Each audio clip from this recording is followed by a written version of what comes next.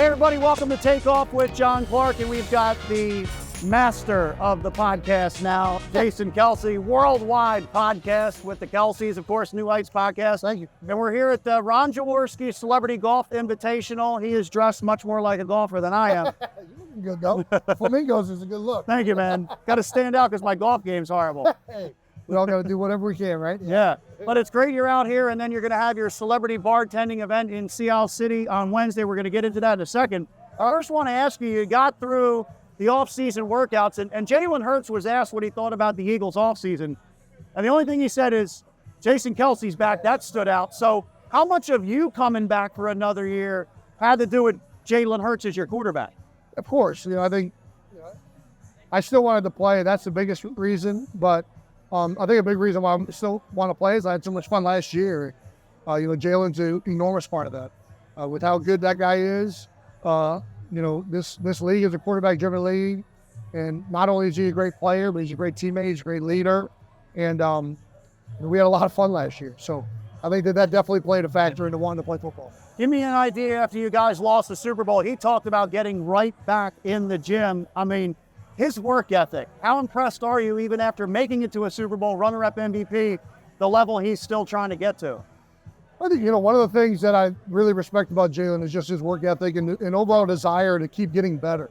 And I think that, if you look at his path to get here, being at Alabama, working his way up to a starter, then getting benched and having to transfer to another school, working his way up to another perennial starter, getting drafted behind Carson Wentz, having to sit behind that and go through that ordeal to start off with.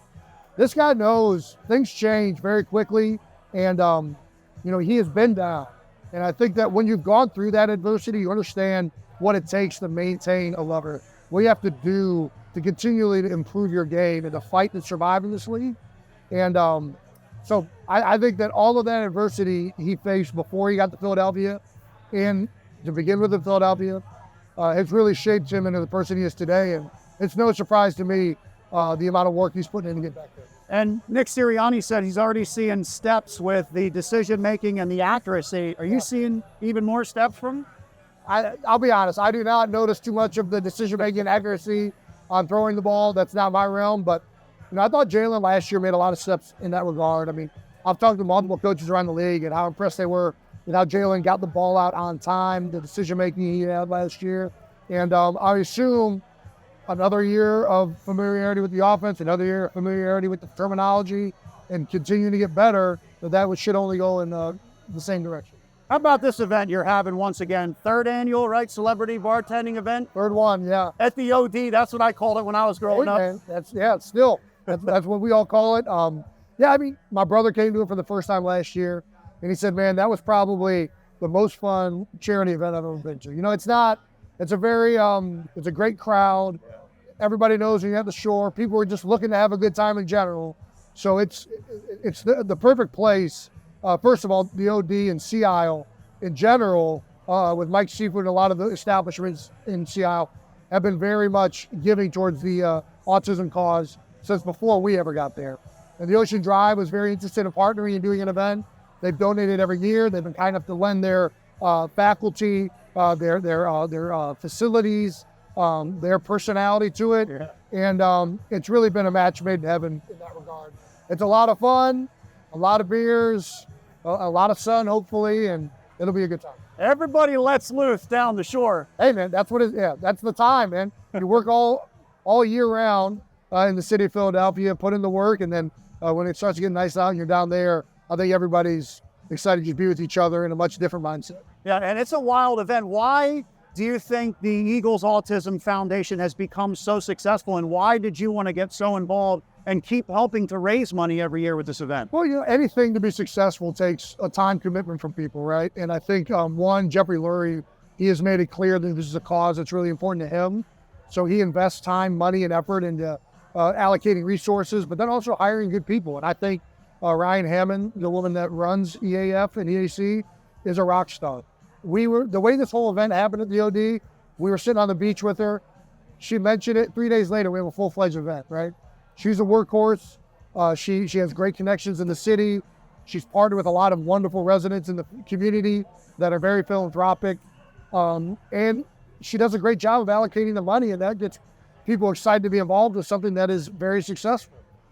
In the short amount of time that Jeffrey, her, and everyone involved with that foundation has been established, the amount of money they've raised, the amount of lives they've changed, and the amount of research that has been a result of them fiscally supporting has been pretty incredible. So I'm honored to be able to help in any way possible.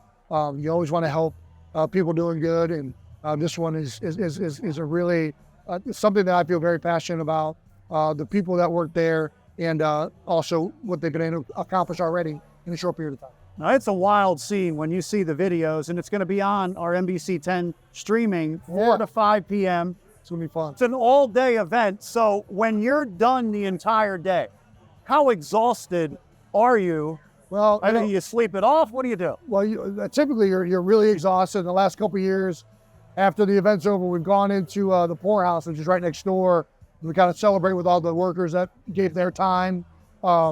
And then after that, you usually don't remember too much. So it's you kind of rest that one off the next day. Yeah. You got any funny stories about the craziest autograph requests there, or shots that you're doing with the fans? Yeah, I mean, listen, people are ready to give money for a good cause. So you're chugging beers for $100, $200. Most of the celebrities that'll be there will be doing that. You're signing whatever they bring, whether it's a baseball, like a golf ball, like people bring whatever they want, and is important to them. And it's a really fun time to, kind of see people on a very unbuttoned occasion, right? You're catching people at face value, fans and us included. And I think it's a very intimate setting, man, POD. And with alcohol, everybody tends to open up, yeah.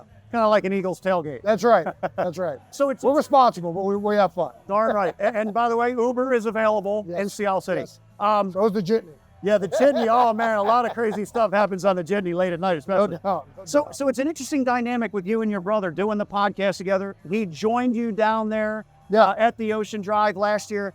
I remember when the Harbaugh brothers faced each other in the Super Bowl. I remember John saying they didn't talk for a little while. Jim was not happy. Has the dynamic at all changed when he's got his second Super Bowl and the way it went down? No, I don't think so. I mean, I'm very happy for Travis. Obviously, I would have loved to have won my second Super Bowl. Would have been probably more happiness. But, anybody who's had a sibling and watched their success, I think understands the joy that brings. And it's different than self-fulfilling stuff. And, obviously, we had a tremendous team, great teammates. And for our team not to have that finality was rough. It's hard to swallow. But at the same time, my brother and I are still the same brothers. And I still support him, and I'm proud of all the things he's been able to accomplish. He said something last year at this event that we're about to do next week, which was, losing a Super Bowl will never make you want to win one that much more. And when he said that, I thought he was just saying something good on WIP that people thought, he thought people would want to hear, maybe some type of like cliche-ish type thing. And then, we lost last year, and I realized that was 100% true. It's really hard going all that way and not having that final accomplishment. It's a long season with those guys. It's a great season, and to not have that world championship ring and Lombardi trophy is, in some ways it's heartbreaking. And obviously, you would hope to go back to the Super Bowl and win it this year. How impressed are you with some of the young guys that you brought in? I remember Devontae Smith, when getting to the Super Bowl, he said, "Job's not done." And it seems like you have a lot of guys like that. Yeah, we have. I think the last couple of years, we've been blessed to have an infusion of youth, but also have veteran guys that know how to channel that stuff. And I think our young guys right now, I'm really happy with where they're at, including obviously the quarterback, right? I think mentally where they're at, there's a hunger and a desire, in a quite frankly, an anger that we didn't get it done last year. And I think nobody's pointing fingers, nobody's, making excuses. We know that we had every opportunity to win that game. We just didn't get it done. I think everybody's looking forward to hopefully getting another opportunity. A lot of things got to go right. You got to stay healthy. But, if we stay healthy, the team we got, the guys we got, the coaches we have, the organization we have, I think we all feel very, very confident that we're going to continue to improve and get better. Obviously, Nick Sirianni is very helpful to veterans like you with the schedule, canceling the mini camp, a lot of walkthroughs. Yeah. Do you think if it was a rigorous, really tough practice and training camp all the time, do you think you'd be back? I mean, does that help you? Does he look out for you? There's no question. And I was against this early on. I mean, we started this, I think maybe Wednesdays being off a little bit, with Doug a little bit. Very much not like Nick. Nick has gone full bore and doing stuff. And I think, I always thought a center needed to be out there. You're making calls. People need to hear it. You need to be out there leading it, similar to the quarterback position. But through doing it, there's no question it's made a difference in the way I feel on game day. Made a difference in my performance, quite frankly, at this point in my career. And that's Nick Sirianni, but it's also the whole strength and conditioning staff, Ted Rath, the sports science. And, Nick deserves credit for listening to those guys and embracing that, because I think most coaches don't, because it's so, unconventional. It's the old football adage of, the more you put in, the harder you work, the better you become, right? So it feels weird when a strength coach or somebody tells you, hey, the guys would be better off having a walkthrough today as opposed to a full-fledged padded practice. And Nick, I think, has done a good job of being forward-thinking and going with what the research and data suggests, while also still getting good work in. But yeah, all those guys in that room in particular, I think have really helped take this thing to another level in terms of our preparation physically for games.